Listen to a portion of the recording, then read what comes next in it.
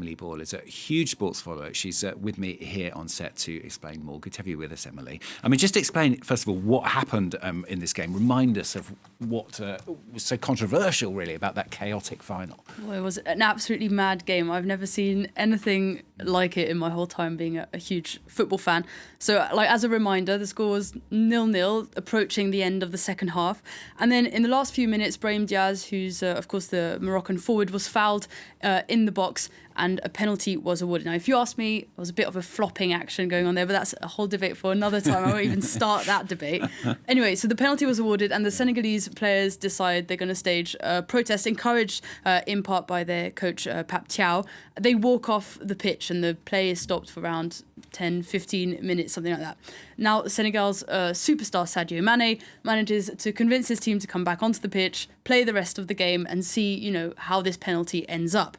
Now, during this time, Senegalese fans are crashing the pitch, throwing chairs, having fights with some of the security personnel. And never mind, the penalty still takes place whilst Senegalese fans are still on that pitch.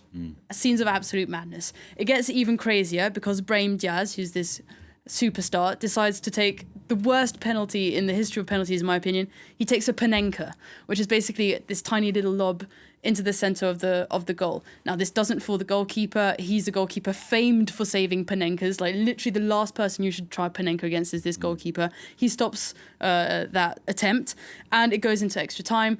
Senegal then score and they win the game 1-0. They become champions of the AFCON. It's all fine. Except it's not all fine because Morocco is, of course, quite upset. They haven't won their final that they were kind of the favourites for in front of their home crowds. It would have been their first win since 1976. Upsets all round. Exactly. And Senegal now then stripped of the title. How's that been justified? Well, it's, of course, as you can imagine, hugely controversial. Announced yesterday in a press release. So the CAF Appeals Committee, so the African Football Confederation, also known as CAF, their appeals committee has justified their decision, as you mentioned earlier, by applying two articles from their regulations, 82 and 84. The Article 82 states that if a team refuses to play or leave the ground before the regular end of the match, it will be considered a forfeit, and the losing team shall be eliminated for good from the current competition. 84 rules that if a team forfeits that game, it loses that game 3-0. That's the score that's now been imposed. The problem is that game was played even after the Senegalese team walked off, and it was played through to its completion, a 1-0 win for Senegal. So this is the question now, is what do we do with the difference between the referee decision on the pitch and this now new decision? And CAF's decision yesterday goes back on their previous decision as well. Exactly. There was a previous decision before this decision. It's just a series of chaotic decisions. So this is basically a U-turn on their previous decision. So it's not the first disciplinary decision. In late January, CAF, their disciplinary board, had imposed more than $1 million in fines to both teams. There were fines to players, bans for coaches. For instance, Pap Thiaw, who encouraged his players to leave the pitch, was banned for 3 games, I think it was. Among others, of course, a number of fines being attributed because of Senegal's fans as well.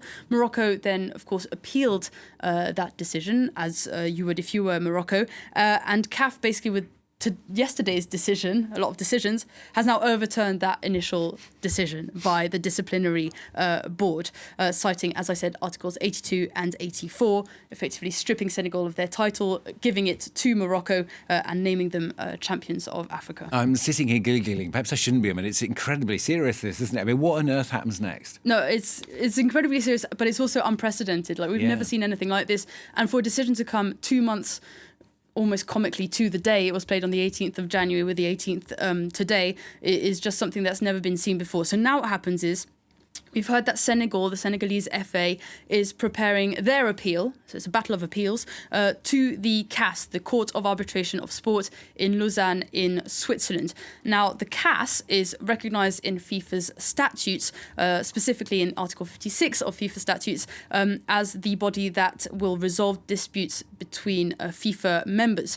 And now, according to Article 58 of the FIFA regulations, a lot of articles, a lot of decisions, the Senegalese FA now has 21 days to build their appeal and submit their appeal to the CAS in Lausanne. Now, that would usually take about a year to reach a verdict. And also interesting to note that CAF has a history of losing their appeals at the Court of Arbitration of Sport. So they could potentially be another overhaul of this decision, and the title could be applied back to Senegal again if they win this decision. It will take longer than it will take to get to the 2026 World Cup, so they'll be playing the World Cup not knowing if they're African champions. And there are also a number of other issues. What does this mean logistically? Are people now going to go around Senegal trying to grab medals back and trophies back? Senegalese players have already said, come get them, provoking. So we'll just have to see how this all ends up going. Maybe they'll know who's won by the next CAF. Who knows? Fingers crossed. Fingers crossed. Emily, thanks a lot. Emily Boyle on France 24.